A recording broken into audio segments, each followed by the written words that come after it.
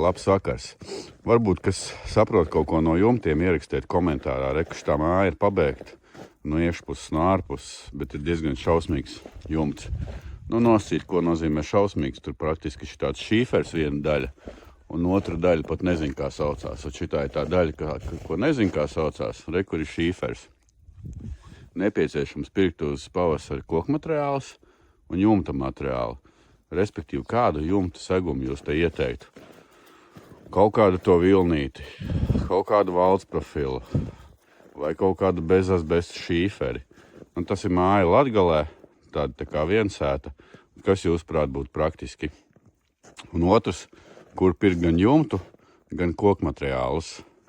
Jo man te sanāk tā, ka tās sijas iet tik pēc 1,20 m, ko redzēt galas, ja? Un normālam jumtam vajag laikam ik pēc 60. Līdz ar to jāliek vēl starpā vai nu sijas, vai nu viss jājauc nost, esošā konstrukcija jāliek pa jaunu. Tur ir divi varianti.